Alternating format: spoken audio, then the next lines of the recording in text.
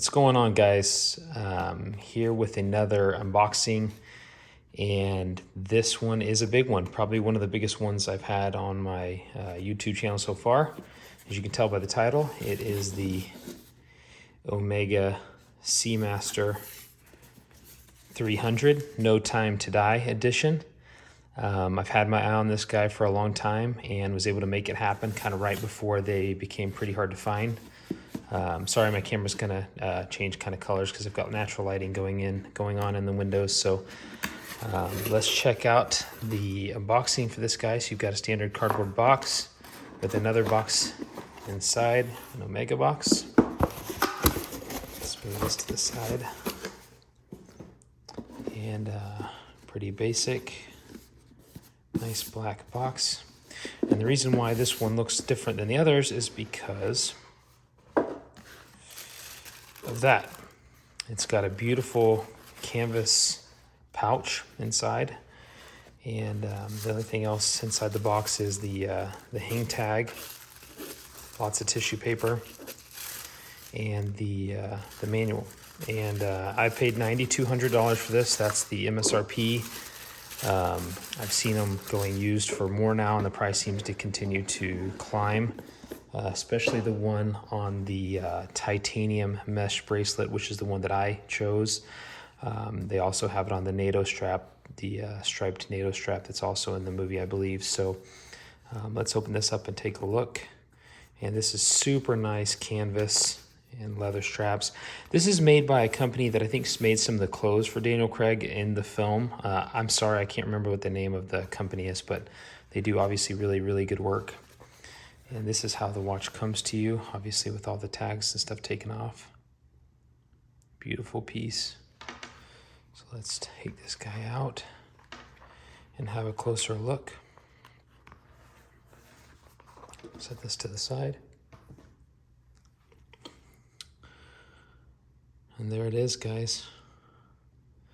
The Omega Seamaster No Time to Die. This has the new in-house COSC certified movement, the coaxial master chronometer 8806. You can see it ticking away there. All titanium. Let's go ahead and fit this guy up with the clasp. Sorry, this is always so difficult to do behind a camera, guys. Some people make it look really easy, but in my opinion, it's not. So you slide it into there, choose the one that fits you, click it into place, and it's signed Omega. And it's got this beautiful clasp on the titanium Milanese bracelet. The case is titanium. There's your helium escape valve. The bracelet, everything is all titanium, sapphire crystal. And then I believe the bezel is not ceramic like you'll find on most of them. It's actually aluminum, and I think they did that to pull off that kind of color, that aged color that they were going for. And all the lume is made to look, aged, and give it a kind of a more classy, refined look. I think that they wanted that to kind of coincide with Daniel Craig being a little bit further along in age and in his career as 007. And I think they did that quite nicely. This one, I believe Daniel Craig has worked closest with Omega for this design than any of the other watches Omega have ever done for the 007 films. Super lightweight, being on titanium. Doesn't even feel like you're really wearing a watch, to be quite honest. This is one that I forget that I'm wearing quite often. Fits my wrist really well. I think my wrist is about a little over 6 1/4. It fluctuates, obviously. Sorry, this one reflects a lot. But a beautiful watch. You can see that coaxial master chronometer, 300 meters of water resistant, sapphire crystal. And this one, instead of having I have worn this watch a little bit. It's been hanging up gets caught there. And it's just on that one particular notch where it hangs up perfectly where you try to close it, unfortunately. And that's the one that I probably wear the most. So I love the Milanese bracelet. This is the Mark II version. The Mark I version had a little bit thinner Milanese bracelet. As you can see, this one's beefed up and the inglings are beefed up. I guess they were having, just from the stress of people putting these on and off, I guess it actually broke there, which, man, for this expensive of a watch, I would be devastated if something like that happened, obviously. So they beefed this one up quite a bit, and I don't see that happening. This one on the back, instead of having a see-through case back to see that beautiful in-house movement, they wanted to put the military marker on there, and then the 007, and these are all individually numbered, so my number is displayed on the back.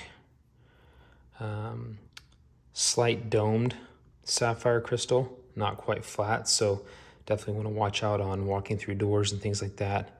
Helium escape valve. But yeah, guys, it's a beautiful piece. I think these will eventually go up in value, in my opinion. I think they're very unique. I think it's probably the most unique, if not just flat out saying this is the most unique Bond watch I think Omega has ever done. It's basically from a ground up build, being out of titanium, very slim, a little bit slimmer than the other Seamaster 300s, which I also own, just a standard ceramic non-wave version that came out, I think, in 2016, and it's substantially thinner than that as well. But just a beautiful piece, guys. I absolutely love this watch. It's gorgeous. And I just like the aesthetic. You can dress this one up, you can dress it down. It's just such a unique piece. The titanium has a little bit more of a warm feel to it. Doesn't get quite as cold as the steel, as the stainless does. And I feel like with this Milanese, you can really wear it with a suit. It looks great. You can wear shorts and a t-shirt and it looks great. It just looks awesome. It's just so unique. It looks great in the movie, and I also think being his last film makes it even extra special, and just the fact that he collaborated with Omega so closely. No date window on this guy, which I kind of enjoy. I rotate my watches a lot as I have quite a few of them, and I like that I can just throw this on, set the time real fast, and off I go. I don't use a watch winder just because I have so many watches. I don't know which ones I would pick to put on it. Good problem to have, I guess. But so I'll wear this one for a few days at a time, and then I'll rotate it out, trying to keep it as in pristine condition as I can. I have been wearing this watch quite a bit and waiting to do this review for a while now, just because trying to figure out what I wanted to say about it and what my thoughts were. But I love it, guys. I know I keep saying that, but I just think it's just such a unique piece. It really is. It's so easy for Omega to do a 007 watch and just put, the 007 logo or branding on it, or make it a different color or something. But I just feel like this one really, in that militaristic vibe, I just feel like they did such a good job making it unique to the film. And it just fit in the movie. If you've seen the movie, I thought it was really good. I didn't think it was excellent, but I thought it was pretty good. And the watch just looked so good in all the different scenes that it was in. And it even looks good on the NATO strap as well. The Milanese seems to be the one to go for. The kind of more rare one. I've seen the NATO ones in a few stores. And this one doesn't seem to exist now, any of the boutiques. So I'm really glad I got it when I did and didn't wait too awful long to pick it up. And I also think just with the packaging and the beautiful canvas that it comes in just makes it even more unique and more militaristic. And I think just like, this is just like with Daniel Craig in the movies, we've seen him age throughout the films. I think this is going to age really well, and it's very classy. As we all have millions of watch boxes, and it's nice to have something different, unique. And the Milanese is done really well. There's no sharp edges whatsoever. I think the clasp just looks excellent, just real simple and elegant. It works really, really well. Super comfortable. it just forms around your wrist really, really well, in my opinion. And, you know, I like that it's kind of understated. The titanium isn't as bright and shiny. It's kind of got a more matte finish to it. And I like that. I like that it's kind of understated elegance. And when you see it, you know exactly what it is. It stands out just because of the film mostly. But when you see this somebody's wrist, that, you know, that Omega Seamaster case with the Milanese, it's instantly recognizable, but it's also not shouty. And yeah, guys, I just absolutely love it. A lot of people have asked if this catches on things. I have not found that to be the case. I am used to wearing watches and nice watches, so a lot of times I'm very careful anyways not to bang it on doors when I'm walking and things. It's just something you kind of get used to, so maybe that's part of it. But I haven't found it to really catch on anything noticeably, in my opinion. And so yeah, guys, I'm in love with this watch. Definitely my favorite, my collection. Super happy I was able to get it. And definitely a really cool pickup for sure. It's something that I'll have for probably the rest of my life, and maybe pass on to a kid at some point. You never know. So yeah, let me know what you guys think of this piece in the comments below. What your favorite Bond watch has been. And some people love this watch, some people don't, and that's okay.